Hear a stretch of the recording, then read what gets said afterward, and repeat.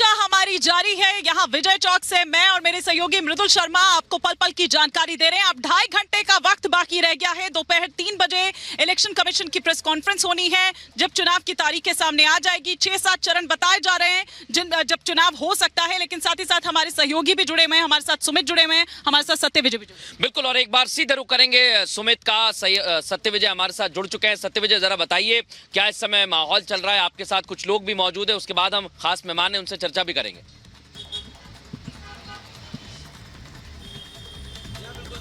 सभी को इंतजार है आज 3 बजे का, क्योंकि उसके बाद चुनाव की तारीखों का ऐलान हो जाएगा। मैं शिवराज सिंह चौहान के बंगले के बाहर हूँ। यहाँ भी हलचल देखिए काफी तेज है, लोगों का जुटना शुरू हो गया है। हालांकि शिवराज सिंह चौहान विदिशा से चुनाव लड़ने वाले हैं, लेकिन हम तमाम लोग हैं, इनसे बात करते हैं। सर, आप एक जागरूक नागरिक हैं। आज 3 बजे चुनाव की तारीखों का ऐलान हो जाएगा, आचार संहिता लग जाएगी। कितने उत्साहित हैं आप लोग? क्या मूड बना रहे हैं?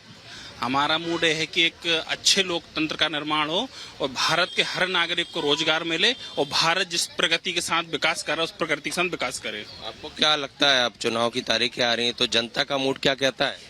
जनता का मूड तो फिलहाल अभी ऐसा कुछ नहीं है, लेकिन सब में जोश है, जुनून है और एक अच्छे भारत के निर्माण के मूड में है। बहुत अच्छी बात आपने कही। सर, आप बताइए, आज चुनाव की तारीखों का ऐलान हो जाएगा, आचार संहिता लग जाएगी, यूथ हैं आप, तो क्या सोच के वोट डालेंगे और कितने एक्साइटेड हैं? बिल्कुल, और इस वक्त बड़ी खबर आपको बता रहे हैं, मुख्य चुनाव आयुक्त पहुंच चुके हैं। हम आपको बड़ी और अहम जानकारी दे रहे हैं। राजीव कुमार इस वक्त इलेक्शन कमीशन के ऑफिस पहुंच गए। ईमानी, बड़ी जानकारी। बिल्कुल, बड़ी जानकारी इस वक्त दे रहे हैं। और एक बार जरा हम सुमित का भी वहां पर रुख करेंगे, जिस तरीके से अब क्योंकि देखिए अब धीरे धीरे कर 3 बजे का वो वक्त है और अब वहां पर मुख्य चुनाव आयुक्त जो हैं वो भी अब वहां पर पहुंच चुके हैं। क्या जानकारी और मिल पा रही है? अब थोड़ी सी हलचल बढ़ती हुई वहां पर नजर आएगी, क्योंकि 2.5 घंटे से भी कम का वक्त अब धीरे धीरे जो समय है वो कम होता जा रहा है। एक बार सीधा रुख करते हैं सुमित का। सुमित,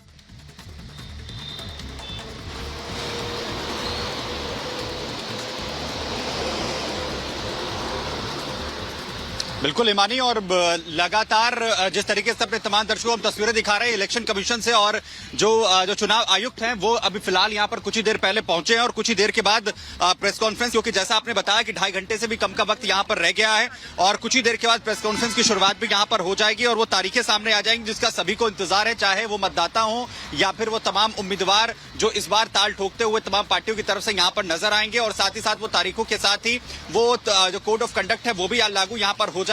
अभी कुछ ही देर पहले जो है वो इलेक्शन कमिश्नर अंदर पहुंचे हैं, आपको बता। बिल्कुल, और देखिए राजीव कुमार इलेक्शन कमीशन के दफ्तर पहुंच चुके हैं। नजरें हमारी बनी हुई हैं। सुमित, आपके पास लौटेंगे, लेकिन तेलंगाना, आज प्रधानमंत्री नरेंद्र मोदी पहुंचे और तेलंगाना में उन्होंने बड़ी बात कही है।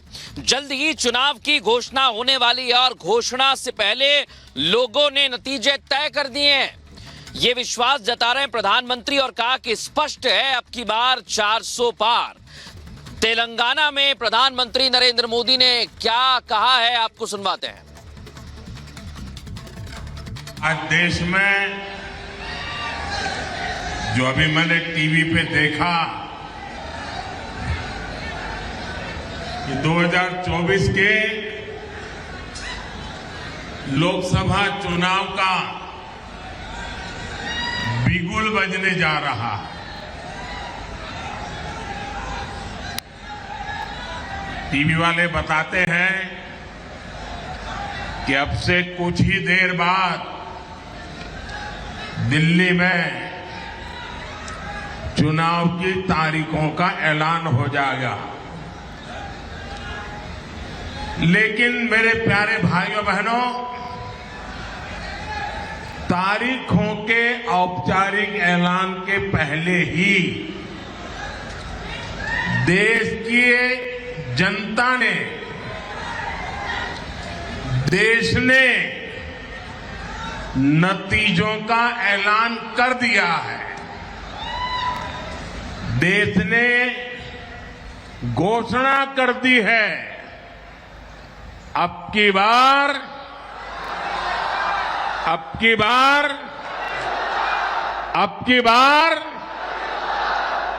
नागर कुर्नूल का ये जन सैलाब,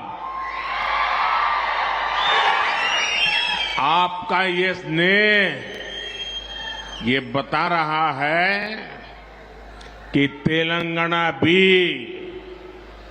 यही ऐलान कर रहा है अब की बार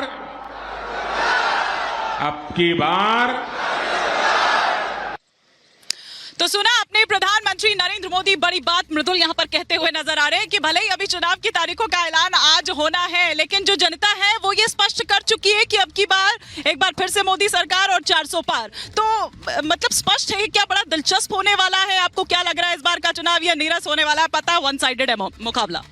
देखिए, प्रधानमंत्री श्री नरेंद्र मोदी की तपस्या की ताकत है और उनके परिश्रम का परिणाम है जो जनता उनको जो है वो जनता के बीच इतने लोकप्रिय हैं। वो चुनाव के पहले ही अगर 400 की बात कर रहे हैं, 370 की बात कर रहे हैं, तो आप समझ लीजिए कि वो जनता की जो है जनता के मन की बात को समझ गए हैं, क्योंकि प्रधानमंत्री नरेंद्र मोदी जो है दलों ही नहीं दिलों को भी जीतने वाले व्यक्ति हैं। जिस प्रकार से तेलंगाना के अंदर अब वो जा रहे हैं, जिस प्रकार से आपने देखा दक्षिण भारत के अंदर जहां पर यह कहा जाता था कि भारतीय जनता पार्टी का बहुत ज्यादा अस्तित्व नहीं रहेगा, आज वहां की जनता उनको बढ़ चढ़ करके प्यार भी कर रही है और चुनाव में निश्चित रूप से एक बहुत बड़े आधार पर वोट भी करेगी, बहुत बड़े आधार पर वोट भी करेगी। और ये जरूरी भी होगा क्योंकि 400 पार का नारा जब आपने दिया है तो बिना साउथ के तो वो हो नहीं सकता है, वो साउथ का समर्थन भी जरूरी है। धन्यवाद हिमानी जी। पहले तो पूरे देश को भारत माता की जय, वंदे मातरम। और देखिए, ना तो नॉर्थ ना साउथ, पूरा देश मोदी का परिवार, इस बात को नरेंद्र मोदी जी ने कहा। और मैं आज की ही 2 घटनाओं का जिक्र करूंगा, दोनों ही तेलंगाना से हैं। आज प्रधानमंत्री जी ने कहा पूरा देश उनके साथ है, हम 400 सीटों के साथ पुनः सरकार बना रहे हैं। और उससे 3-4 घंटे पहले एक इफ्तार पार्टी में असदुद्दीन ओवैसी और तेलंगाना के जो नवनियुक्त मुख्यमंत्री हैं रेड्डी साहब, उन्होंने क्या कहा कि हिम्मत नहीं है किसी की कि 4% मुस्लिम आरक्षण को वो हटा दें। मतलब एक तरफ ये लोग बात करते हैं केवल मुस्लिम तुष्टीकरण की और दूसरी तरफ ये नरेंद्र मोदी को गरियाते हैं। अरे नरेंद्र मोदी के लिए ना हिंदू है, ना मुस्लिम है, ना सिख है, ना ईसाई है, उनके तो ज्ञान, अरे भैया वो तो सभी को साथ लेके चलते हैं और सबके विकास में विश्वास करते हैं। और मैं एक बात और कहना चाहता हूं कि ये चुनाव जो है, ये चुनाव है धर्म आधारित राजनीति के खिलाफ, ये चुनाव है विकास के लिए। ये चुनाव तय करेगा कि इस देश को 2047 तक विश्वगुरु बनना है कि नहीं बनना है। ये बड़ी बात यहाँ पर मृदुल कहते हुए नजर आए सूर्य मैथिल जी। और वैसे तो तमाम हमारे सहयोगी भी जुड़े हुए हैं, लेकिन संजय जी भी बिल्कुल। और संजय जी के पास में आऊं उससे पहले हमारे सहयोगी सत्यप्रकाश मुंबई से हमारे साथ जुड़ गए। महाराष्ट्र में क्या हलचल चल रही है, बताइए जरा सत्यप्रकाश। देखिए, महाराष्ट्र में बात की जाए तो बीजेपी पूरी तरह तैयारी कर रही है और मैदान में उतर गई है। बीजेपी के जितने भी कैंडिडेट अनाउंसमेंट हुए हैं, सबकी रैली शुरू हो गई है, सब पब्लिक के बीच में जा रहे हैं। वहीं महाविकास अघाड़ी की बात करते हैं, महाविकास अघाड़ी में अभी भी महासंग्राम चल रहा सीट बंटवारे को लेकर। शरद पवार और इसके अलावा शिवसेना उद्धव ठाकरे गुट और कांग्रेस के नेता कल देर रात मीटिंग की, लेकिन मीटिंग भी असफल रही, फेल रही। फिर से मीटिंग होने वाली है, जो बताया जा रहा है आज या कल सुबह मीटिंग हो गई। इसके बाद डिसीजन होगा कि कौन कौन सी सीट पे लड़ेगा। लेकिन दूसरी बात, बीजेपी के साथ जो गठबंधन है वो सारी सीटें लगभग फाइनल हो गई है।